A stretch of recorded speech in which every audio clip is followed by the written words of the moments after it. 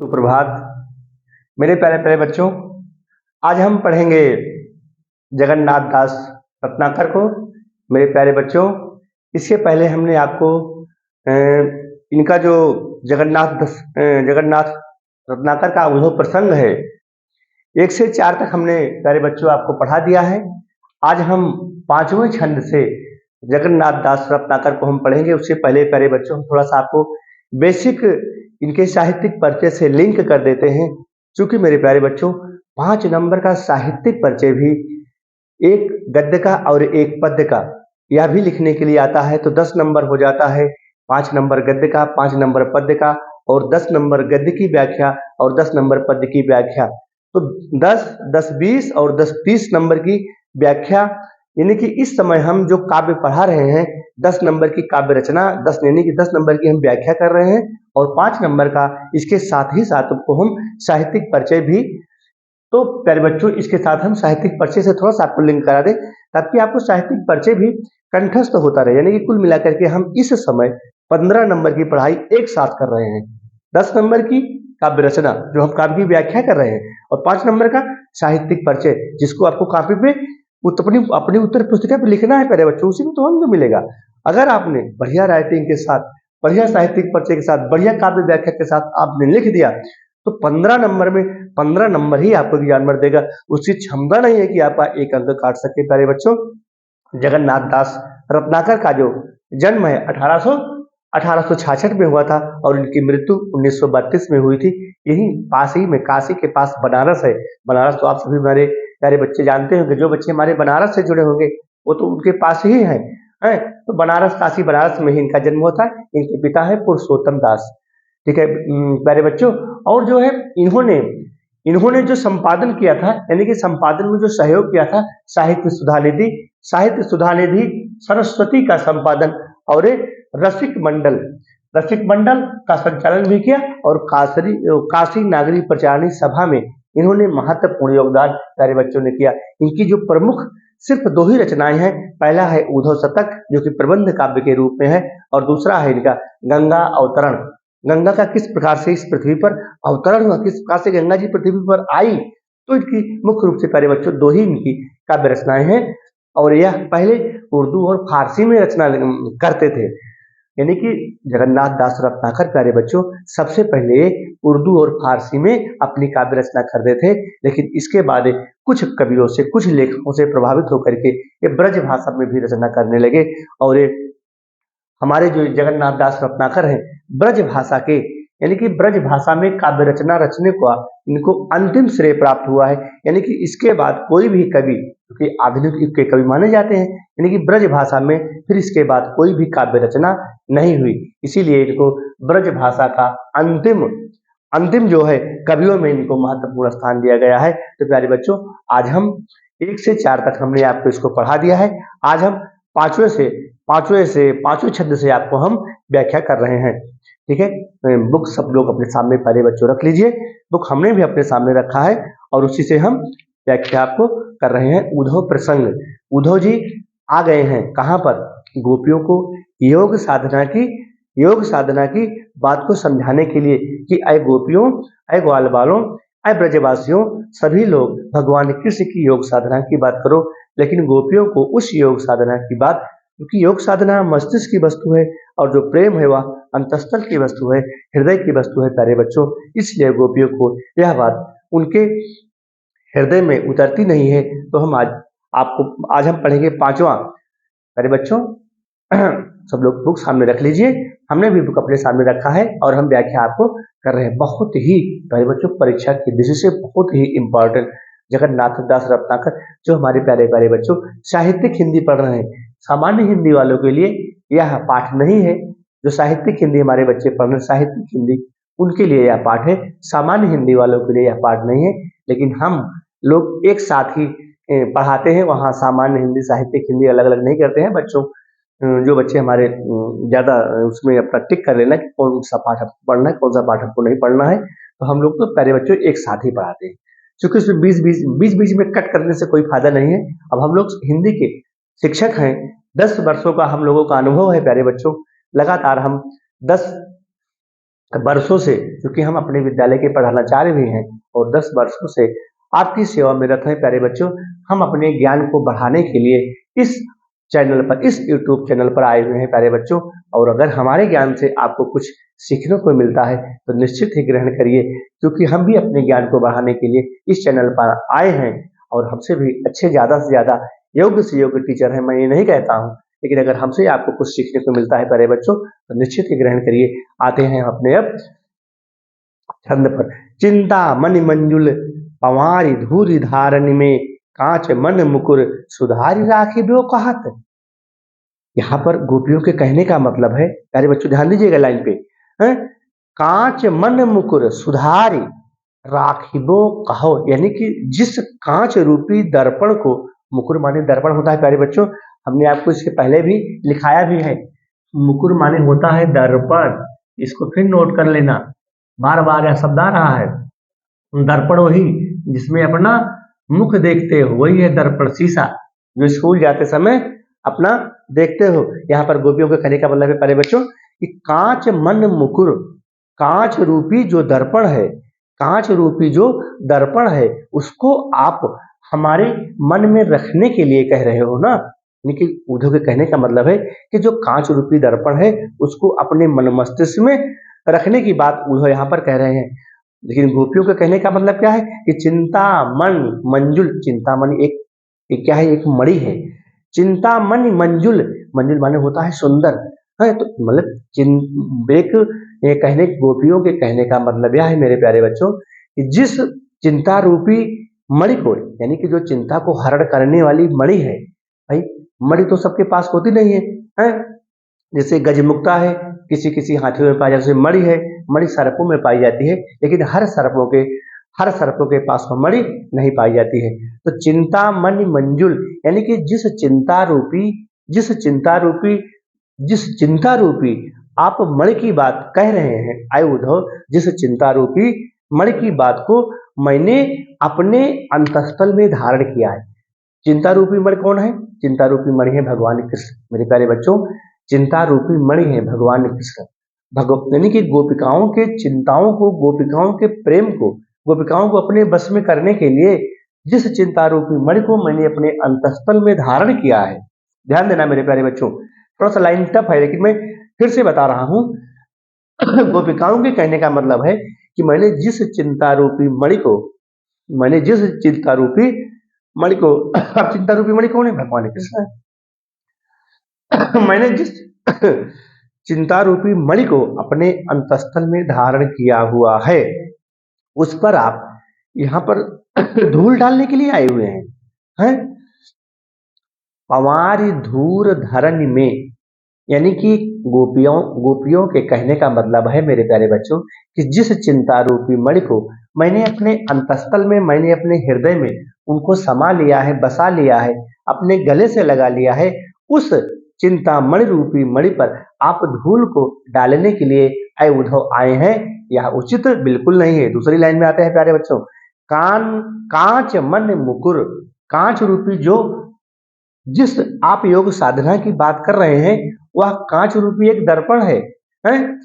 कांच मन मुकुर सुधार राखी दो कहो, जिस आप योग साधना की बात कर रहे हैं वह कांच रूपी दर्पण को मन में बसाने की बात आप कर रहे हैं, वह हमारे अंतस्थल में उतरने वाली नहीं है। क्यों नहीं है? क्योंकि मैंने चिंता रूपी मणि किसको कहा गया? भगवान कृष्ण को कहा गया। चिंता रूपी मणि को पहले ही मैंने अपने अंतस्थल में, अपने हृदय में बसा लिया है मेरे प्यारे बच्चों। आगे आते हैं तो रत्नाकर जी क्या कहते हैं, कहाँ है रत्नाकर वियोग आग सारण को। रत्नाकर जी ये अपने इस लाइन से कहना चाहते हैं कि अब और वियोग की आग हमारे अंदर मत आप डालिए। सारण माने उसको फैलाना, डालना, वियोग की आग, विरह की आग। अय उद्धव, हमारे अंदर अब और विरह की अग्नि को आप मत प्रवाहित करिए, मत डालिए, क्योंकि उद्धव हाय हमको बयारी भखिबो कहत। अय उद्धव, अगर इस विरह रूपी अग्नि को, इस विरह रूपी हवा को हमारे अंदर अगर आप और डालते हैं तो हमारा वियोग और ही बढ़ता जाएगा। उद्धव हाय, ध्यान देना मेरे प्यारे बच्चों, उद्धव हाय हमको बयारी, बयारी माने हवा होता है, बयारी माने हवा होता है। बयार तो जानते हैं हमारे प्यारे बच्चे, बयारी, बयारी माने होता है हवा। चलो हम पवन लिख दे रहे हैं, पवन या हवा, ठीक है। तो कहने का मतलब है कि उधो हाय हमको बयार, आए उधो जिस विरह की आप, बयार को जिस विरह की आप हवा को हमारे अंदर डाल रहे हैं, भखिबो कहो, भखिबो माने होता है भक्षण करना, खाने की बात को जिस, यानी कि जिस विरह रूपी अग्नि को आप अपने अंदर ग्रहण करने की बात कर रहे हैं वह उचित नहीं है। भखिबो का मतलब होता है भक्षण करना, ग्रहण करना है। और क्या अगली लाइन, रूप रसहीन जाहि निपट निरूप चुके, यानी कि उनका रूप, उनका रस, रूप रस और इस प्रकार से जाहि निपट निरूप हो चुके, बिल्कुल उनका कोई, जिस आप योग साधना की बात कह रहे हैं आए उद्धव, जिस आप योग साधना की बात कह रहे हैं उसका कोई रूप, उसका कोई रंग, उसका कोई सौंदर्य, वह तो निरूप है, वह तो दिखने वाला ही नहीं है। मैंने तो भगवान कृष्ण को अपने अपने अपने गले से, अपने हृदय से उनका आलिंगन किया है, वो प्रत्यक्ष रूप में है, और आप तो अप्रत्यक्ष रूप की बात कर रहे हैं। वह आपका जो ब्रह्म है निराकार है, उसका कोई रूप नहीं, उसका कोई रंग नहीं है, उसकी कोई आकृति नहीं है, उसका कोई देश नहीं है, भेष नहीं है, भूषा नहीं है, उसके माता पिता नहीं है, मैं उसको कैसे अपने हृदय में बसा लूं? गोपिकाओं के कहने का मतलब है कि रूप रसहीन जाहि निपट निरूप चुके, यानी कि उसका कोई रूप ही नहीं है, उसका कोई रंग नहीं है, आकृति नहीं है, माता पिता नहीं है, उसी कोई वेशभूषा नहीं है, मैं उसको अपने हृदय में बसा नहीं सकती हूँ। मैंने तो चिंतामणि रूपी भगवान कृष्ण रूपी चिंतामणि को अपने हृदय में बसा लिया है, और जिस उस पे आप धूल डालने के लिए यहाँ पर आए हुए हैं, यह मुझसे हो नहीं सकता। मेरे प्यारे बच्चों ध्यान से पढ़िएगा, एक एक शब्द की प्यारे बच्चों में व्याख्या करके आपको बताऊंगा, शायद ही यूट्यूब चैनल पर कोई ऐसा शिक्षक आपको मिले, एक एक शब्द को मैं तोड़ करके, एक एक शब्द के अर्थ को लिख करके। प्यारे बच्चों अगर हमारा वीडियो आपको अच्छा लगे तो जरूर ही सब्सक्राइब करना, लाइक करना, ताकि अगला वीडियो आपको इसी मोटिवेशन के साथ तुरंत आपको मिलता रहेगा। अगली लाइन है, ताको रूप ध्याइबो और रख चखिबो कहाँ, मैं उस रूप को अपने अंदर कैसे धारण करूं, उसको मैं कैसे ग्रहण करूं। भाई जिस निराकार ब्रह्म की उपासना के लिए आए उद्धव आप कह रहे हैं ताको रूप ध्याइबो, है ताको रूप ध्याइबो, मैं उस रूप को कैसे धारण करूं और कैसे उसको चखिबो, मैं कैसे उसको ग्रहण करूं, अपने अंतस्थल में कैसे उसको मैं बसाऊं। अगला है, एते बड़े विश्व माय हेरे हूं न पाई हैं, इतने बड़े विश्व में मैं आपके उस ब्रह्म को ढूंढ नहीं पाऊंगी, क्योंकि यह संसार बहुत ही बड़ा है, ये समुद्र के समान है, यह विश्व, यह संसार बहुत ही बड़ा है। इतने बड़े विश्व में, मतलब इतने बड़े विश्व में, इतने बड़े संसार में उस मैं आपके ब्रह्म रूपी ब्रह्म को मैं ढूंढते नहीं पाऊंगी। और ताहि त्रिकुटी, जिस ब्रह्म को, जिस आप निराकार ब्रह्म को त्रिकुटी, मेरे प्यारे बच्चों यहाँ कहा गया जो तिलक लगाया जाता है ना, ये जो दोनों आंख है और मस्तक के बीच में, इसको त्रिकुटी कहा गया है। ताहि त्रिकुटी में नयन मूंद लखिबो कहत, मतलब जिस त्रिकुटी पर आप उस निराकार ब्रह्म परमेश्वर को बसा करके आंखें बंद करने की बात कर रहे हो, अय उद्धव मुझसे हो नहीं सकता है। ताहि त्रिकुटी में नयन मूंद, उद्धव के कहने का मतलब है कि इसी त्रिकुटी पर भाई निराकार परम ब्रह्म परमेश्वर की उपासना मस्तिष्क से होती है, और जो प्रेम होता है वह हृदय से होता है। प्रेम जो है वो अनुभूति करने की चीज है, और जो निराकार परम ब्रह्म परमेश्वर उपासना की बात यहाँ पर मतलब संदेश को उद्धव लेकर आए हैं, वह मस्तिष्क की वस्तु है। तो ताहि त्रिकुटी में नयन मूंद, जिस निराकार परम ब्रह्म परमेश्वर को आप इस त्रिकुटी पर धारण करके नयन को यानी कि आंख को बंद करने की बात उद्धव कह रहे हैं। लखिबो का ऐसे बंद करके और उस निराकार ईश्वर की उपासना करिए, क्या मुझसे नहीं हो सकता। प्यारे बच्चों अगली लाइन है, आए हो सिखावन को जोग मथुरा से तो पे, उद्धव ये वियोग के वचन बतराओ ना, अय उद्धव यह वियोग के वचन हमसे मत बतलाइए। अय उद्धव ये वियोग के वचन, ये जो वियोग की बात यानी वियोग की वाणी, वियोग की बात, वियोग की वाणी जो आप बतला रहे हैं, या मुझसे मत बतलाइए। क्यों कि आप हमें सिखाने के लिए मथुरा से आए हुए हैं। आए हो सिखावन को जोग मथुरा से, यह इस योग की साधना को सिखाने के लिए आए उद्धव, इस योग की साधना को सिखाने के लिए आप मथुरा से आए हुए हैं, यानी कि हैं तोपे हमारे ऊपर आप जिस तोप के रूप में, जिस तेज बेगवान के रूप में आप मथुरा से सिखाने के लिए हमें अयोध्या, यह वियोग के वचन सिखाने के लिए आप मथुरा से आए हुए हैं, यह मुझे उचित नहीं लगता है। आप हमें मत सिखाइए, बतलाओ ना, आप हमें मत बतलाइए, क्योंकि मैंने चिंता रूपी मणि को, जो चिंता का हरण करने वाली है, जो चिंता का हरण करने वाली है, चिंता रूपी मणि को मैंने अपने अंतस्थल में, अपने हृदय में, है अपने अपने छाती से उसको मैंने लगा लिया है। अब आप उस पर धूल मत डालिए उद्धव।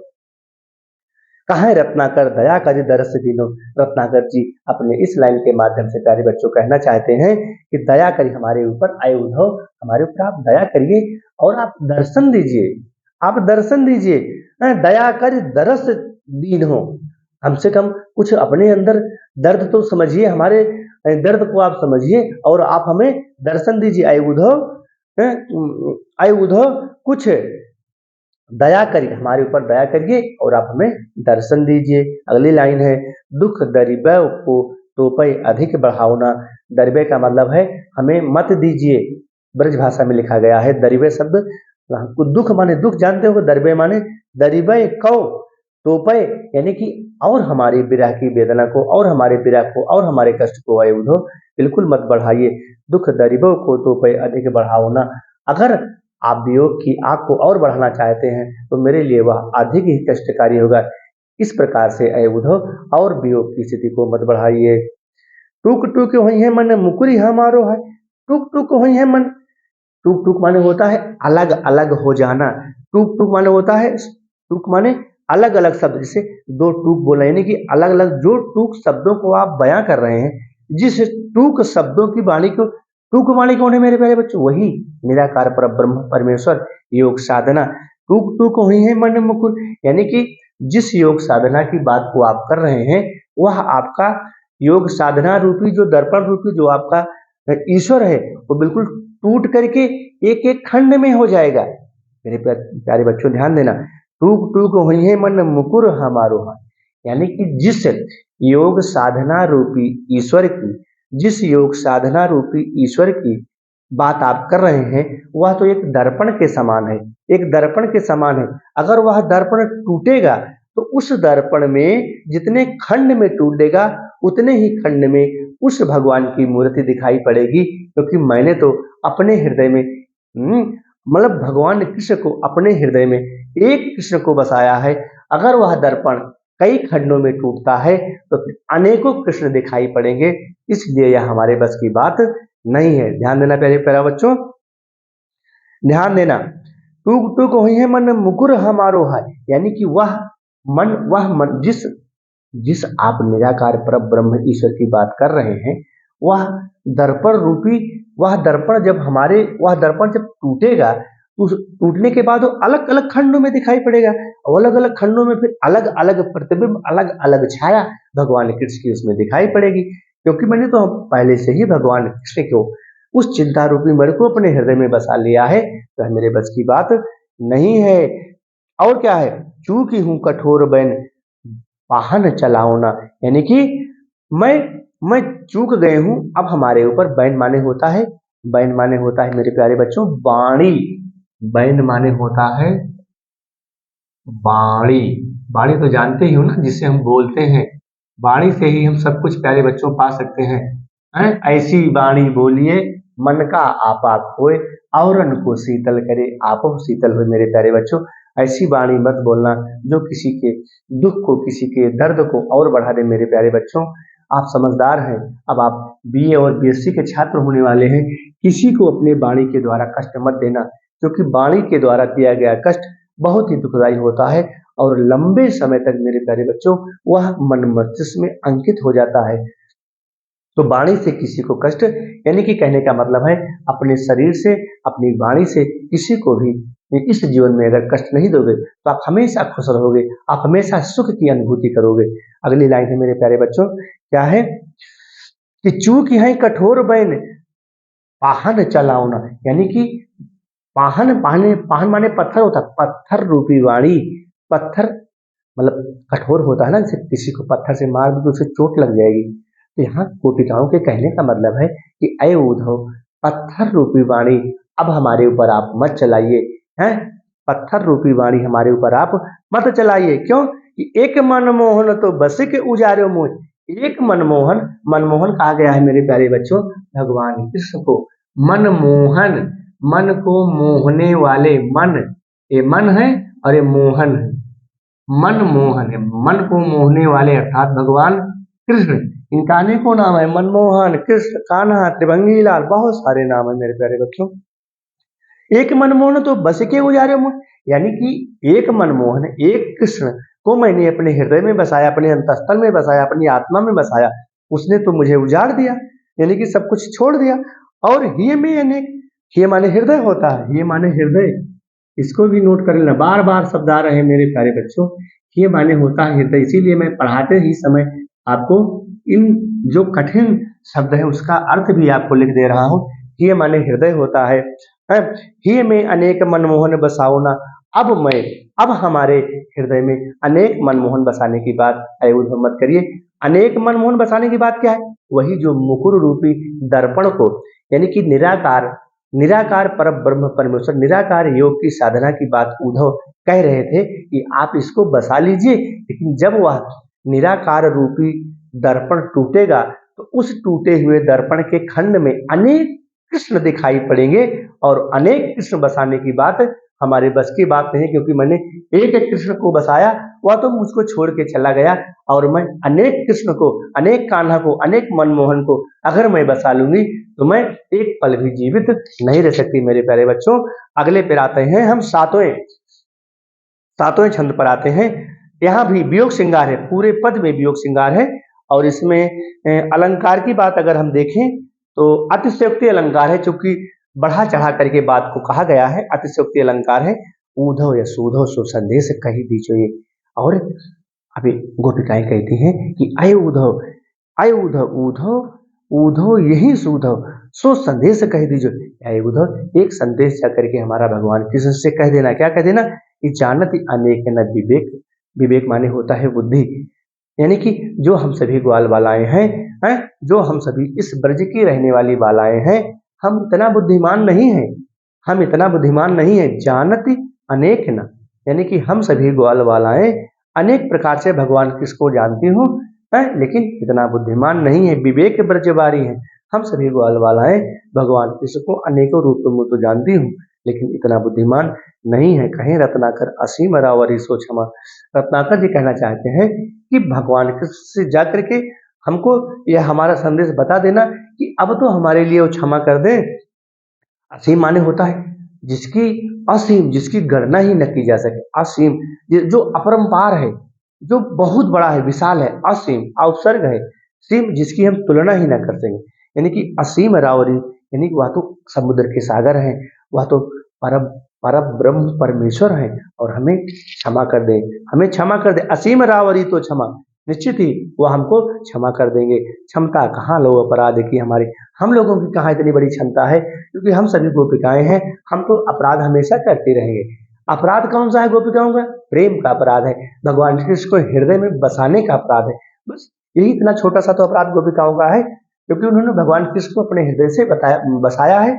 उनकी जो भक्ति है, उनकी जो भक्ति है, गोपिकाओं की जो भक्ति है, प्रेम की भक्ति है, सच्ची भक्ति है। वो स्वार्थ की भक्ति नहीं है मेरे प्यारे बच्चों, वो कामना की भक्ति नहीं है, वो इच्छा पूर्ति की भक्ति नहीं है। प्रेम वह होता है जिसको निस्वार्थ ऐसे दे दिया जाए और उससे पाने की इच्छा न की जाए, वह प्रेम होता है। ऐसा प्रेम यहाँ पर गोपिकाओं ने किया है। एक मनमोहन तो बस के उजारे मोह, अहिए में अनेक नहीं, नीचे की लाइन है मेरे प्यारे बच्चों। दीजे और ताजन सबे जो मन भावे पर, ताजन माने होता है त्यागना, दीजे है, यानी कि जो हमको दिया, क्या दिया? दीजे और ताजन सबे जो मन भावे पर, यानी कि जो हमको चीजें मिली हैं, जो मैंने भगवान कृष्ण को अपने हृदय में बसाया है, अब मैं उसका त्याग नहीं कर सकती, अब मैं उसका त्याग नहीं कर सकती। अकीजे न दरस रस वंचित विचारी हैं, यानी कि अब हमको उस भगवान कृष्ण के दर्शन से और वंचित मत करिए। गोपिकाएं उद्धव से बात कर रही हैं कि क्या कर रही हैं? कीजे न दरस रस, यानी कि उस दर्शन से, उस भगवान के दर्शन से अब हमें वंचित मत करिए, हमें अलग मत करिए, क्योंकि हम सभी गोपिकाएं क्या हैं? भली हैं, बुरी हैं और सलग निलग हूँ। हम सभी गोपिकाएं भली भी हैं, बुरी भी हैं। भली कैसे हैं? भगवान कृष्ण से मैंने प्रेम किया। बुरी हैं भी हैं क्योंकि मैंने उनको उनके चिंता रूपी मणि को अपने हृदय में बसाया है।